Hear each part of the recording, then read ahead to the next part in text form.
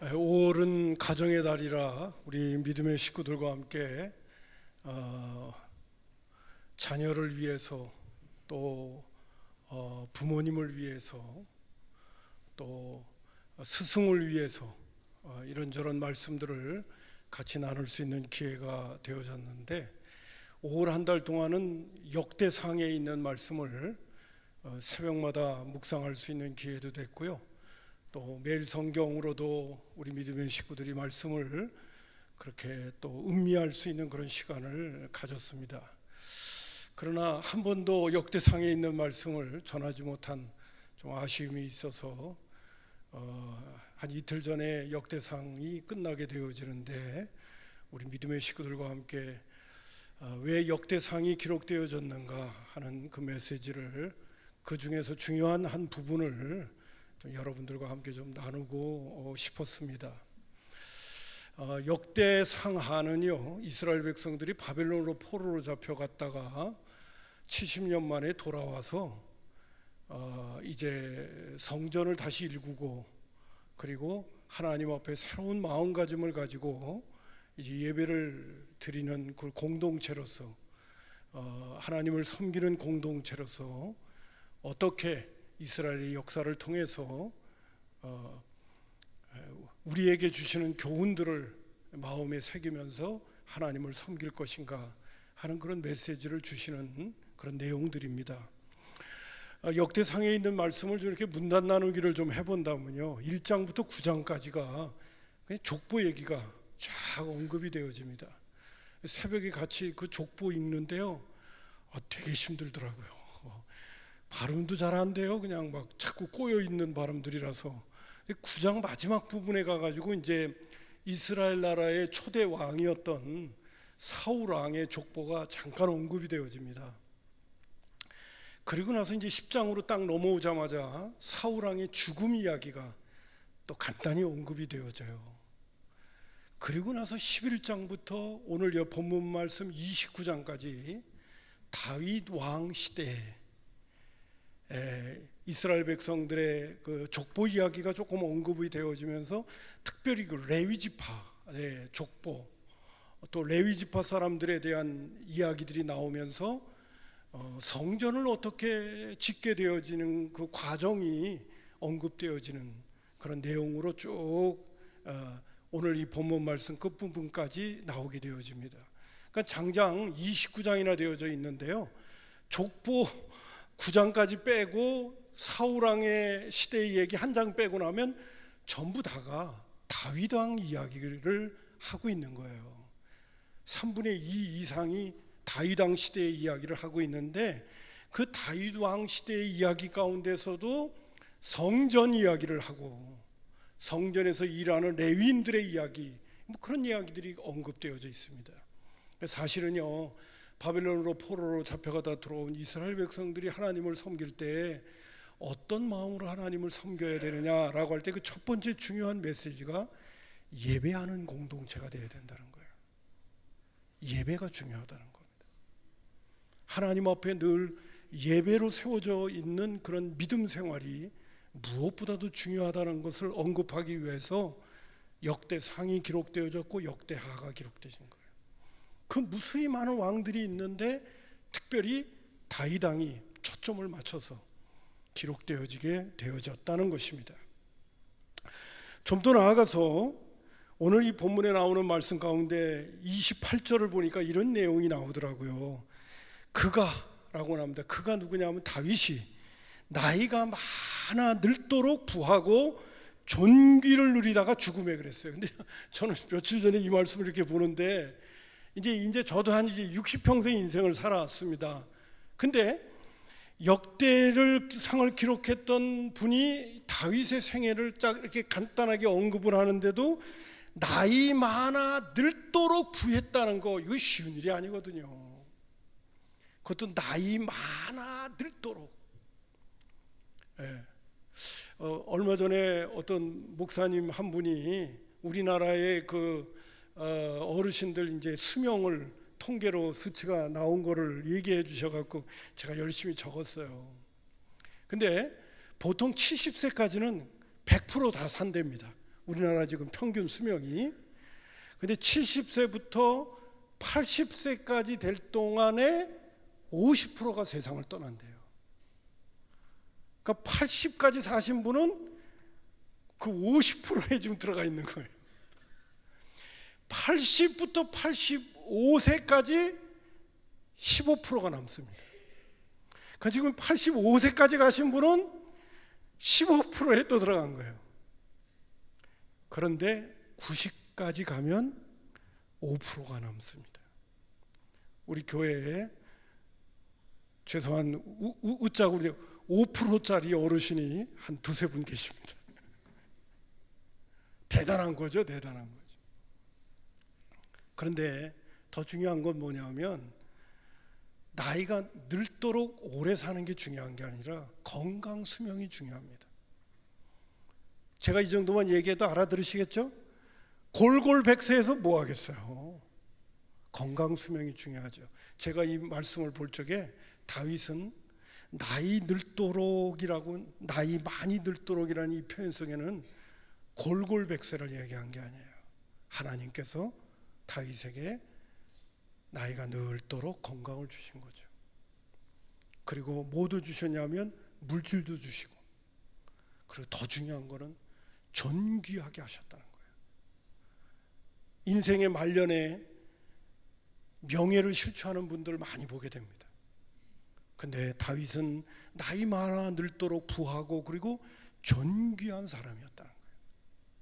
이 부분만 생각하더라도 저 그 글귀를 딱 보자마자 무슨 생각이 딱 들어오냐면 주여 나도 이렇게 되게 하옵소서, 그런 기도가 절로 나오더라고요. 기도가 절로 나와. 야, 다윗처럼 이렇게 살면 참 좋겠다, 이런 생각이 드는 거예요. 또 하나 중요한 거는요, 다윗은 그 어떤 다른 인물들보다도요, 그 바울 사도의 설교의 내용 속에서도 언급되어지고 사무엘상 그 13장 14절에도 나오는데 이런 내용이 나옵니다. 다윗을 왕으로 세우시고 증언을 하여 이르시되 내가 이새의 아들 다윗을 만나니 내 마음에 맞는 사람이라. 예전 개역 성경에는 내 마음에 합한 사람이라, 내 뜻을 다 이루겠다, 이런 말씀이 나와요. 여러분, 하나님 마음에 맞는 사람이 된다는 게 이게 얼마나 중요한 것입니까? 왜요? 하나님이 우리를 만드셨잖아요. 하나님을 위해서 우리를 만들었잖아요. 근데 하나님 마음에 든다는 이야기는 하나님이 우리를 만드셨고 우리를 이 땅에 보내신 그 목적을 충실하게 이행을 했다는 거예요. 다른 인물들에 대해서는 하나님 마음에 맞는 사람이라는 이런 표현이 안 나와요. 근데 다윗에게는 나오는 거예요. 그리고 하나님의 뜻을 다 이루겠다고 하는 말씀이 언급되어지는 것을 보게 되어집니다. 아무쪼록 제가 오늘 이렇게 말씀의 서두를 드리면서 야, 나도 다윗과 같은 사람 됐으면 좋겠다, 다윗과 같은 은혜가 있었으면 좋겠다, 하나님께서 다윗과 같은 그런 축복을 나한테도 주셨으면 좋겠다 하는 마음으로 설교를 들어주시기를 바랍니다. 아멘. 예. 그러면 다윗은 하나님 마음에 합한 사람이기도 하고 그가 나이 늙도록 부하기도 하고 그리고 존귀함을 얻는 그러한 명예스러운 사람으로 인생을 살게 되어진 이유가 어디 있냐 이거예요. 그것은 한마디로 표현한다면 다윗은 하나님을 사랑했기 때문에 그렇습니다. 여러분, 신앙생활의 제일 중요한 목표는요, 하나님을 사랑하는 것입니다. 여러분, 예수님과 율법 사이의 대화 가운데도 그런 내용이 나옵니다. 율법의 제일 중요한 게 뭡니까? 그러니까 율법사도 얘기했고 예수님도 인정했어요. 마음을 다하고 뜻을 다하고 성품을 다하고 힘을 다하고 목숨을 다하여 주 너의 하나님을 사랑하라. 이것이 첫째 되는 계명이다. 여러분, 제가 지금 여러분에게 이 첫째 되는 계명을 말씀드리는 이유가 뭐냐면 하나님이 아담과 이브를 만들 적에도 인생을 만든 목적이 하나님 사랑하라고 만든 거예요. 하나님 사랑하라고 만들었어요. 근데 인간이 하나님을 사랑한 게 아니라 자기를 사랑해서 선악과를 따먹은 거예요. 이게 죄예요. 이게 자기중심이에요. 그러니까 하나님께서 오늘도 예수 믿고 구원받고 하나님의 자녀가 되어지게 될 때 우리는 예수 믿고 구원받고 하나님께서 주시는 복도 누리면서 살다가 지옥 가면 안 되고 천국 가야지, 이런 게 우리의 관심이 됐을는지 몰라도 하나님의 궁극적인 관심은 내가 너를 만든 목적대로 살았으면 좋겠다는 거예요. 그게 하나님의 관심이에요. 그 하나님이 우리를 부르시고 구원하시고 하나님의 자녀 삼아주신 하나님의 시각은 하나님을 사랑하기를 원하는 거예요. 거기에 하나님의 포커스가 맞춰져 있는 거예요. 그래서 여러분, 저와 여러분이 신앙생활하면서 신앙이 이렇게 성숙해 가게 되면 최소한 우리가 하나님 앞에서 부끄럽지 않는 그리스도인의 삶을 살아갈 수 있는 수준까지 올라가려면 최소한 어디까지 올라가야 되냐면 하나님을 사랑한다고 고백할 수 있는 믿음의 고백이 나올 수 있는 수준까지 내가 가야 그게 정상적인 그리스도인으로 성숙해서 주님을 섬기는 거예요. 내가 오늘도 주님을 닮아간다, 오늘도 주님께서 우리를 부르셔서 성숙한 그리스도인이 되게 하신다 라고 하는 것의 중요한 포인트는 주님을 사랑할 줄 아는 사람이 돼야 돼요. 여러분에게 제가 주님을 사랑해야 된다는 것이 얼마나 중요한 것인가를 이제 시간이 주어지면 또 말씀을 드리도록 하겠습니다. 근데 다윗은 정말 주님을 사랑했습니다. 다윗의 생애 가운데 보게 되면 아비나답의 집과 오베데돔의 집에 언약궤가 있었습니다. 언약궤라고 하는 것은 법궤라고도 표현하는데 이 법궤는 하나님의 임재를 상징하는 거예요. 이스라엘 백성들이요, 바벨론하고 전쟁을 벌리는데 계속 지는 거야. 이거 어떻게 하면 좋아? 이거 전쟁에서 한번 이겨봤으면 좋겠다. 그래서 아이디어를 낸 게 뭐냐면 하나님과 함께 나가면 되겠다. 그래서 법궤 가지고 전쟁터에 나갔다가 어떻게 됐는지 아세요? 법궤만 뺏겼어요. 그런 사건도 이스라엘의 역사 속에 있습니다. 그러니까 이스라엘 백성들은 언약궤 법궤라는 것이 하나님의 임재를 상징하고 하나님의 함께 하신다는 걸 보여준 건데, 여러분, 그런 상징적인 것도 중요하지만 더 중요한 거는 그들이 하나님의 뜻대로 살고 있었어야 그 법궤를 가지고 나갔더라도 전쟁에서 이길 텐데, 하나님의 말씀에 어긋나게 살고 있으면서 법궤만 짊어지고 나가니까 하나님이 얘 이놈아, 법궤만 가지고 나가면 되냐? 내 뜻대로 살고 있어야지. 그래서 그거 하나님 교훈시키려고 법궤를 블레셋 나라에 뺏기게도 만드는 거예요. 그래서 블레셋 사람들은 신이 나가지고 우리는 이스라엘의 신의 법궤까지도 우리가 가졌다고 그랬더니 하나님이 그것까지는 봐줄 수가 없어가지고 법궤가 있는 곳에서 막 저주가 임하고 막 그 다음에 재앙이 임하고 그래가지고 결국 벳세메스의 소회를 해가지고서 그게 돌아오게 만드시는 그런 장면도 나옵니다. 성경을 읽어보신 분들은 알 거예요. 자, 제가 지금 얘기하려고 하는 중요한 부분은 뭐냐면, 법궤가 아비나답의 집과 오베데돔의 집에 머물러 있었을 때에 다윗은 예루살렘 성의 수도를 정하고 왕궁을 세우고 나라를 세워갈 적에 제일 먼저 했던 중요한 작업이 예루살렘으로 언약궤를 옮기는 작업을 하는 겁니다. 왜요? 하나님과 함께 있고 싶어서. 그래서 법궤가 옮겨지는 그 과정 가운데 이스라엘 백성들과 함께 얼마나 기뻐하고 얼마나 즐거워했는지, 막 춤을 추느라고 너무 좋아가지고 볼기짝까지 보여지는 것도 모르고 춤추다가 그 아내가 흉보는 것 때문에 또 혼나는 사건들이 일어나는 것도 볼 수가 있습니다. 자, 제가 지금 드리려고 하는 메시지의 첫 번째 포인트는 뭐냐 하면, 다윗은 하나님을 사랑했기 때문에 제일 먼저 하나님을 가까이 모시고 그분과 함께 하고 싶어서 법궤를 예루살렘으로 옮겼다는 사실입니다. 그리고 나서 다윗은 자신의 왕궁을 7년 걸쳐서 잘 졌는데 다 짓고 보니까 하나님의 집이 법궤는 옮겨놓고 그것을 텐트 속에다가 이렇게 모셔놨는데 자기 집은 이렇게 좋은데 그 위대하신 하나님의 집이 텐트 속에 있어서야 되겠어요? 그래갖고 너무 마음이 아파가지고 나단 선지자를 불러가지고, 선지자님, 내 집은 이렇게 멋지게 7년 동안 지었는데 주님의 집이 이렇게 초라한 곳에 이렇게 머물러 있는 것 보니까 너무 마음이 아픕니다. 내가 하나님의 집을 짓고 싶습니다. 그랬더니 나단 선지자가 그 얘기를 들으니까 명분이 너무 분명하잖아요. 나단 선지자가 얘기를 딱 듣자마자 임금님 마음에서 원하는 대로 다 하세요. 그리고 집으로 딱 돌아왔는데 하나님이 나단 선지자에게 딱 나타나서, 내가 언제 역사적으로 집을 져달라는 적이 있었냐? 나는 인생이 아니다. 그러면서 하나님이 딱 거절해버리고 맙니다. 그래서 여러분 잘 아시는 것처럼 솔로몬 성전은요, 하나님이 원해서 지은 게 아니에요. 다윗이 원해서 지은 거예요. 다윗의 소원이었어요. 인간의 시각으로 볼 적에는 내 집이 이렇게 좋은데 하나님의 집이 이런 데 있는 것이 너무 보잘것없어 보여 인간의 시각 때문에 성전을 짓게 된 거예요.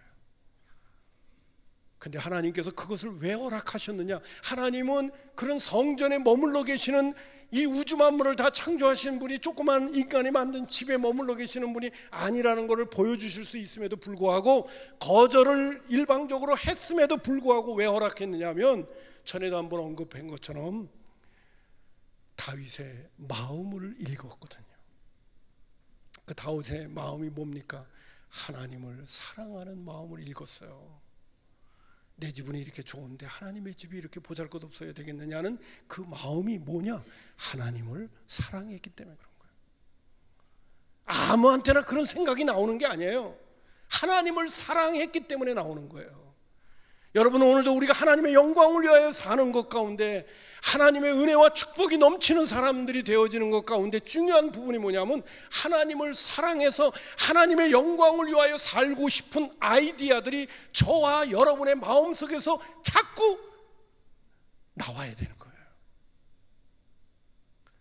뭘 시키는 거 있으면 뭘 또 하라는 거야.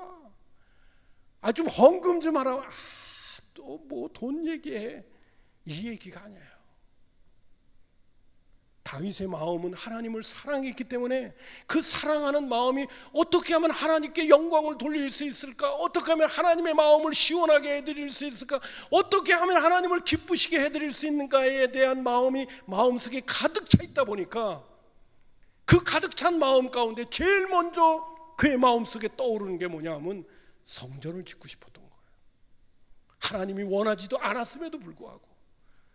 저는 그 말씀을 이렇게 읽으면서 느끼는 것 가운데 하나는, 저와 여러분의 인생이 멋진 인생이 되어지고, 저와 여러분의 인생이 하나님을 기쁘시게 해드릴 수 있는 아름답고 귀한 인생이 되기를 원한다면 우리의 마음속에 무엇이 있어야 되느냐? 하나님을 향한 사랑의 마음이 있어야 돼요. 하나님은 이런 사람들을 통하여 영광을 받으시고, 이런 사람을 통해서 내 또 그 사랑의 마음을 가진 사람들이 인생을 멋지게 사는 거예요. 그런 사람들에게 지혜도 있게 되어지고, 그런 사람들에게 세상을 능가할 수 있는 탁월함이 생기게 되어지는 거예요. 나는 아무쪼록 다윗과 같이 우리 믿음의 식구들이 하나님을 사랑할 수 있기를 주님의 이름으로 축복합니다. 그 사랑 때문에 성전을 짓고 싶어 하니까 하나님께서 그 마음을 헤아리신 다음에, 다윗아, 너는 피를 많이 흘렸기 때문에 넌 안 돼. 그러나 네 아들 때에 가서 성전을 지을 수 있도록 허락해 주마 라고 하나님께서 허락을 합니다. 근데 더 재밌는 건 뭐냐면요, 하나님께서 성전을 지을 수 있도록 아들에게 허락을 해줬는데, 아버지 때에 성전을 지을 수 있는 모든 설계 도면을 영감 가운데 다 보여주시는 거예요. 여러분, 솔로몬 성전은 그냥 지은 거 아닙니다. 무슨 설계 잘하는 사람들 불러다가 설계 어떻게 하면 어떻게 해갖고 뭐 동선이 어떻고 뭐 이렇게 해갖고 인간이 짜낸 머리 가지고 성전 지은 거 아니에요. 하나님이 소원을 갖고 있었던 다윗에게 설계 도면을 다 그려서 보여줬어요. 그래서 기구 하나들도 무게가 얼마나 정도의 무게를 달아가지고 만들어야 되는 것까지도 다 가르쳐줬어요. 그래서 다윗이 그 설계 도면에 나왔던 모든 모습과 그 기물들을 만들기 위해서 최선을 다해서 재료를 준비하는 거예요. 자, 지금부터 제가 여러분에게 성경 구절을 쫙 읽어드릴 테니까요. 이랬었구나. 성경을 안 보신 분들은 이랬었구나 한번 확인해 보시면, 역대상 28장 11절과 12절 19절을 제가 천천히 읽을 테니까 한번 음미해 보세요. 다윗이 성전의 복도와 그 집들과 그 곡간과 다락과 골방과 속죄소의 설계도를 그의 아들 솔로몬에게 주고, 또 그가 영감으로 받은 모든 것, 곧 여호와의 성전의 뜰과 사면의 모든 방과 하나님의 성전 곡간과 성물 곡간의 설계도를 주고, 다윗이 이르되 여호와의 손이 내게 임하여 이 모든 일의 설계를 그려 나에게 알려 주셨느니라. 하나님을 사랑하게 되고 하나님의 영광을 위하여 무엇을 하겠다고 생각하고 하나님께서 그 마음에 합하게 되어지면요, 제가 말씀드리는 것처럼 설계 도면까지도 보여주실 정도로 탁월한 사람이 되는 거예요. 다 보여주시는 거예요. 솔로몬이 짓고 싶었다는 거, 자기가 짓지 못함에도 불구하고 그 소원을 들어주시려고 설계 도면을 보여주시고요. 조금 더 나아가서 그 설계 도면이 어떤 수준에서 짓게 되어지냐면, 다윗이 그래도 우주 만물을 창조하신 하나님을 모시는 성전이게 되니까 이방 민족들이 내가 믿는 하나님이 어느 정도 위대하고 놀라운 하나님인가를 그들에게 자랑스럽게 드러낼 정도의 건물은 져야 되지 않겠나 하는 그러한 포부를 가졌는데, 그 포부에 하나님께서 다 맞추셔서 설계 도면을 그려서 주신 거예요. 그 정도로 다윗은 하나님을 사랑했던 것을 볼 수가 있습니다. 자, 성경 구절 또 하나 인용할게요. 역대상 29장 1절과 2절을 보면, 다윗 왕이 온 회중에게 이르되 내 아들 솔로몬이 유일하게 하나님께서 택하신 바 되었으나 아직 어리고 미숙하며 이 공사는 크도다. 공사가 크다는 얘기부터 합니다. 내가 이미 내 하나님의 성전을 위하여 힘을 다하여, 이 성전은 사람을 위한 것이 아니요 여호와 하나님을 위한 것이라. 내가 이미 내 하나님의 성전을 위하여 힘을 다하여 준비하였나니 곧 기구를 만들 금과 은과 놋과 철과 나무와 또 만호와 가공할 검은 보석과 채석과 다른 모든 보석과 옥돌이 매우 많으며. 자, 또 한번 읽겠습니다. 역대상 22장 5절 보면, 다윗이 이르되 여호와를 위하여 건축할 성전은 극히 웅장하여 만국의 명성과 영광이 있게 하여야 할지라. 다윗의 마음속에 그런 포부가 있는 거예요. 내가 하나님의 성전을 짓는다면 다른 이방 민족들이 볼 적에 그래도 그 이스라엘 하나님 대단하네, 이렇게 보여질 정도로는 성전을 지어야 되지 않겠냐 말이야. 이런 생각을 가지고 명성과 영광이 있게 하여야 할지라. 그러면 내가 이제 그것을 위하여 준비하리라 하고, 다윗이 죽기 전에 많이 준비했다. 그 구절 앞뒤를 보게 되면요, 무수히이라는 표현이 나와요. 셀 수 없이 이런 표현들이 계속 언급되어집니다. 성경을 읽는 중에 이런 생각이 들더라고요.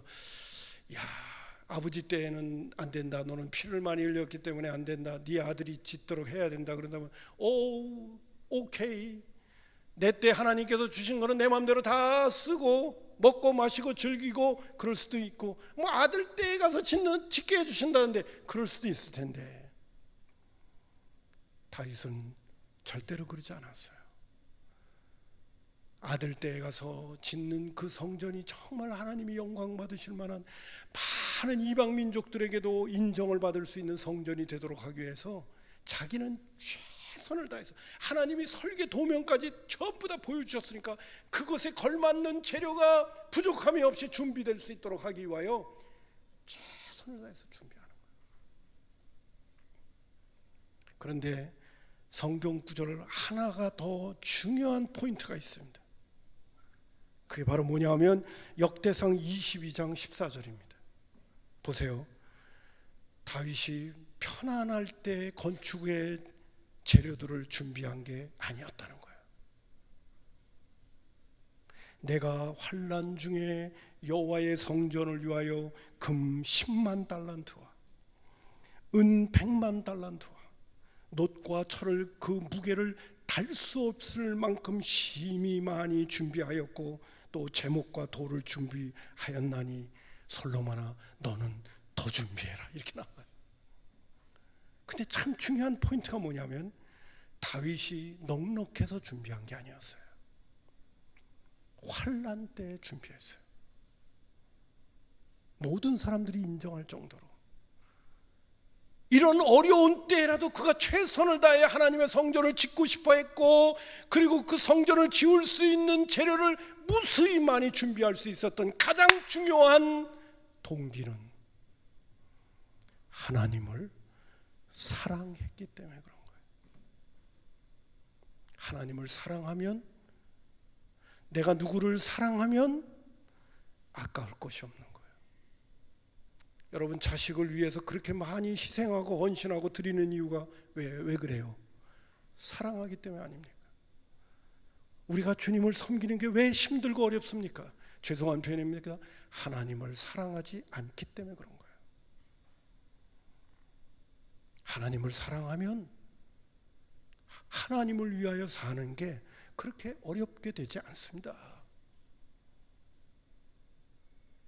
다윗이 그렇게 하나님을 성전을 짓고 싶어하고 언약궤를 올리고 그리고 그렇게 많은 건축 재료를 준비할 수 있었던 가장 중요한 동기가 어디 있었느냐? 다시 한번 강조한다면 주님을 사랑했기 때문이라는 거예요. 이것이 저와 여러분에게도 있어야 된다는 거예요. 우리가 신앙생활할 뿐만이 아니라 하나님의 은혜와 축복의 주인공으로 우리가 멋지게 살아갈 수 있는 그 기초도 내가 주님을 사랑해야 한다는 거예요. 아멘입니다. 예.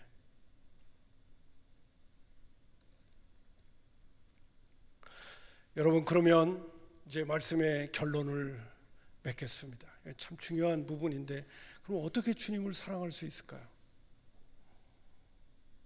주님을 사랑할 수 있는 가장 중요한 첫 번째 이유는 주님이 먼저 나를 사랑했다는 사실을 깊이 깨달아야 됩니다. 그것도 어마어마한 사랑으로 우리에게 다가오셔서 우리를 사랑하셨다는 사실을 내가 깊이 인식을 해야 됩니다. 여러분, 요한일서 4장 10절에 보면 하나님이 우리를 사랑하사 우리 죄를 속하기 위하여 화목제물로 그 아들을 보내셨다. 요한일서 3장 16절에는 그가 우리를 위하여 목숨을 버리셨으니 우리가 이로써 사랑을 안다고 말해주고 있습니다.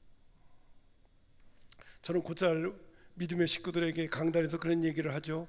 나는 내 이웃집 망나니를 위해서 내 아들 희생 못 시켜요. 절대로 못 시켜요. 안 돼요. 논리가 앞서요. 아니, 어떻게 내 이웃집에 이 어떤 못된 망나니를 위해서, 아니 왜 내 아들을 희생시켜?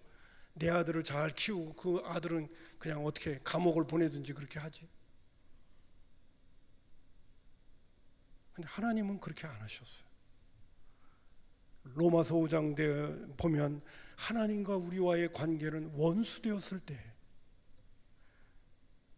죄인 되었다는 것은 하나님을 향하여 우리가 거역한 존재들이라는 거예요. 원수 되었을 때, 죄인 되었을 때 예수 그리스도를 우리에게 보내심으로 하나님의 사랑을 우리에게 확증했다고 말해주고 있습니다. 이 사랑이 성경에 있는 문자적으로만 기록되어지는 것이 우리의 논리에 들어오는 것이 아니라 하나님이 자기 하나밖에 없는 외아들을, 그렇게 끔찍히 사랑하는 외아들을 이 땅에 보내셔서 원수 같은 우리, 죄인 같은 우리를 위하여 바꿔치기 하시면서 희생의 제물로 우리를 위하여 내어주셨다는 그 사랑이 우리 안에서 이게 깊이 깨달아져야 돼요.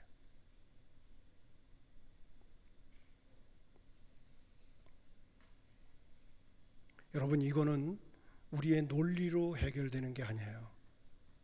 이거는 성령님이 오셔야 되는 거예요. 성령님이 우리의 눈을 뜨게 해주셔서 오메, 이런 사랑도 있대네 하는 게 우리의 가슴에 느껴져야 돼요. 죄송한 표현입니다. 이런 말을 해서. 제가 어제 저녁에 밤에 본당에 왔어요. 제 마음을 조금 알아달라고 그러는 거예요. 본당에 한 7시 반쯤에 와갖고 여기서 기도하기 시작했습니다. 하나님, 내가 이번 주에 교인들에게 하나님의 사랑, 하나님 사랑해야 된다고 설교를 해야 되는데 이게 논리로만 끝나면 안 되잖아요. 오늘 이 자리에 주님 앞에 나온 우리 믿음의 식구들을 성령님께서 터치하셔서 주님의 사랑을 진짜 깨닫도록 해주세요. 이건 내 영역이 아니에요. 이건 성령님이 역사하셔야 되는 영역이에요. 그래서 우리의 마음을 뒤집어야 되는 거예요. 나는 우리 성산의 가족들이 오늘 정말 다윗이 주님을 사랑했다고 하는 것이 얼마나 소중한 것이라는 것, 나도 그렇게 다윗과 같은 인생을 살아가고 싶다라고 하는 마음이 내 마음속에 간절하다면 하나님의 사랑을 깨닫게 해달라고 기도할 수 있기를 주님의 이름으로 축복합니다. 그리고 이것이 간절함이 돼야 돼요. 목사님이 오늘도 말씀을 하시는데 신앙생활의 성숙이라는 거, 나는 예수 믿고 구원받고 지옥 가지 않고 천국 가고 이 땅에 사는 날 동안에 하나님께서 복 주셔서 잘 살고 싶다는 것이 내 생각일런지 몰라도 하나님의 시각은 그것이 아니라 하나님의 관심의 진정한 초점은 하나님이 인간을 만드신 목적 중에 가장 중요한 것, 하나님을 마음과 뜻과 정성과 힘을 다하여 사랑하는 것, 거기에 하나님은 목적을 두고 나를 구원하셨다는 그 사랑을 내가 깨닫고 내가 주님을 사랑할 수 있는 사람 되게 해달라고 하는 그 부분을 위해서 정말 하나님 앞에 간절히 기도하며 은혜를 구할 수 있는 사람 되게 해달라고 목사님 그렇게 얘기하는데, 주님, 나 그런 사람 좀 되게 해주세요. 그렇게 간절히 주님께 기도할 수 있었으면 좋겠습니다. 이게 정말 중요한 거예요. 제가 어제 여기 이렇게 삥 돌아가면서요, 이쪽으로도 갔다 저쪽으로 갔다 이쪽으로 갔다 저쪽으로 갔다, 교인들 앉는 자리들, 늘 앉는 자리들, 거기에 있는 사람들 누구들, 죄송합니다, 이름을 불러서 제 눈에 제일 잘 띄는 사람이 저 윤학근 집사님이 제일 잘 띄어요. 아직 키가 크셔서 그런지 앉은 키가 그런지 여기서 보면 그냥 제일 잘 보여요. 이우주 선생님도 잘 보여요. 아주 어제도 제가 여기를 쭉 돌면서 그 자리에 누가 앉아 있는데, 하나님 좀 도와주세요. 좀 도와주세요.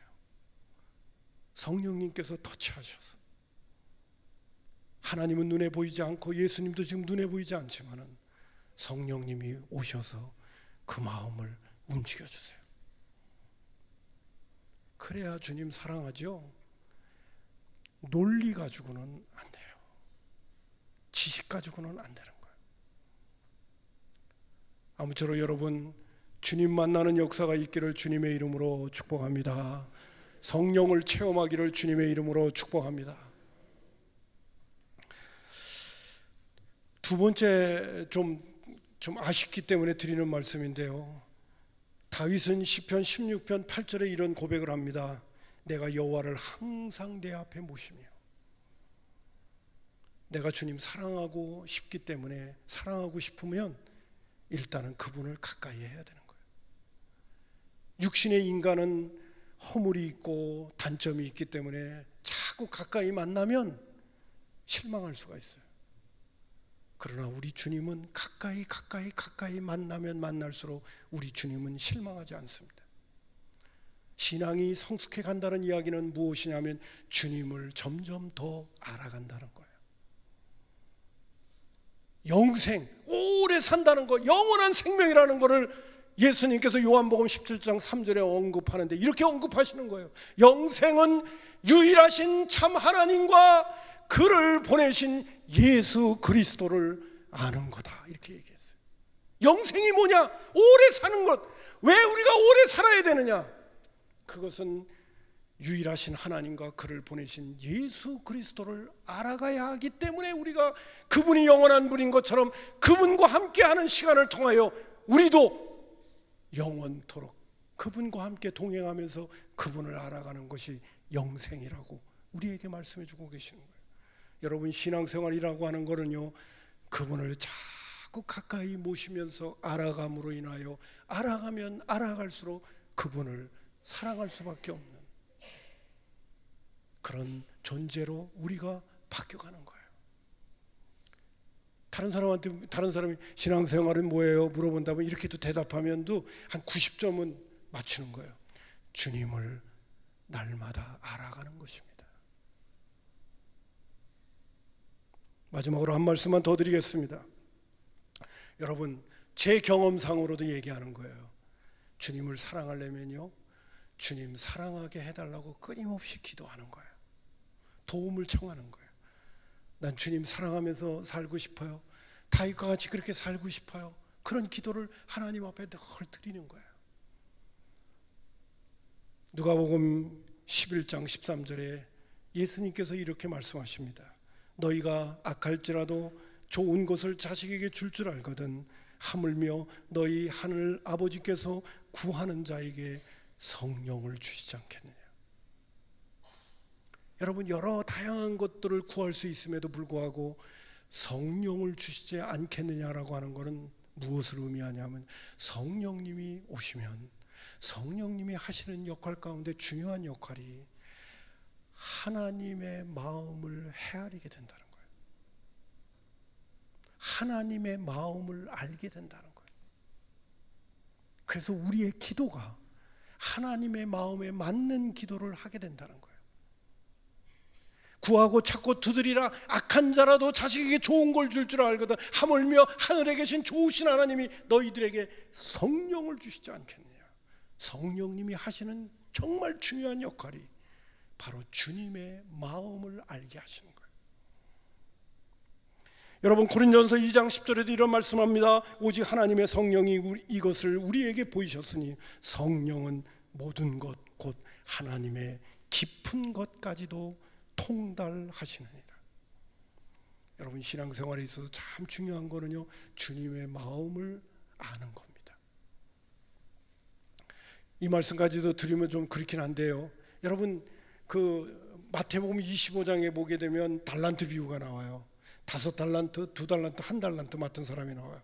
5달란트 맡은 사람은 5달란트 가지고 열심히 해서 5달란트 남기고, 2달란트 맡은 사람은 2달란트를 가지고 나서 열심히 일해가지고 2달란트를 남겨요.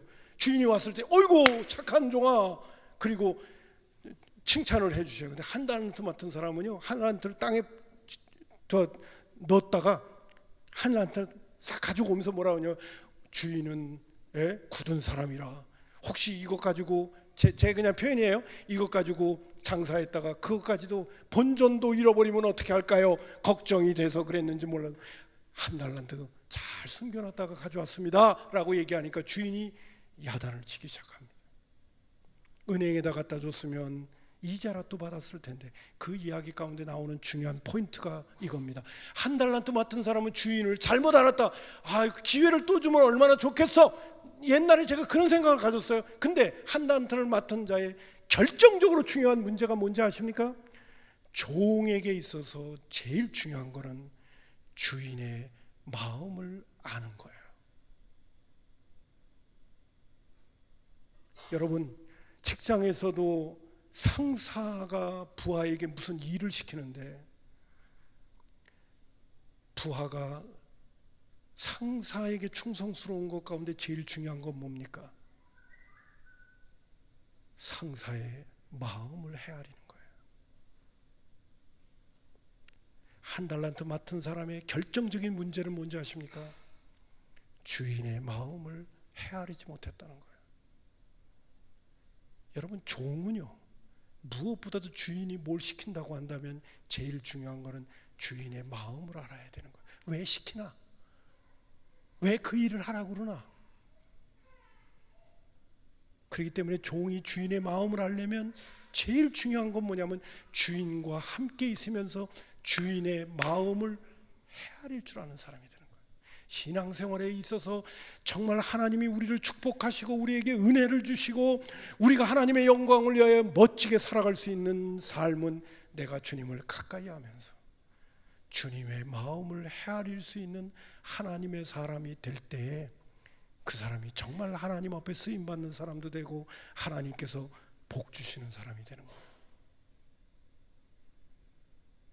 나는 우리 성산의 가족들이 정말 다윗이 나이 늙도록 부하고 존귀한 사람이 되었고 다윗을 보니 내 마음에 합한 사람이다 내 뜻을 다 이루겠다고 하면서 축복해 주셨고 역대상의 3분의 1을 다윗의 왕의 시대 거로 기록되어진 그 목적이 무엇이었느냐? 다윗은 하나님의 마음을 헤아리고 하나님을 사랑했다는 것입니다. 아무쪼록 저와 여러분도 정말 주님의 마음을 헤아리며 주님을 사랑하면서 우리의 남은 인생을 멋지게 살아갈 수 있기를 다윗처럼 살아갈 수 있는 인생이 되기를 주님의 이름으로 축복합니다. 기도하겠습니다. 고마우신 아버지 하나님, 역대상에 나오는 다윗의 생애를 통해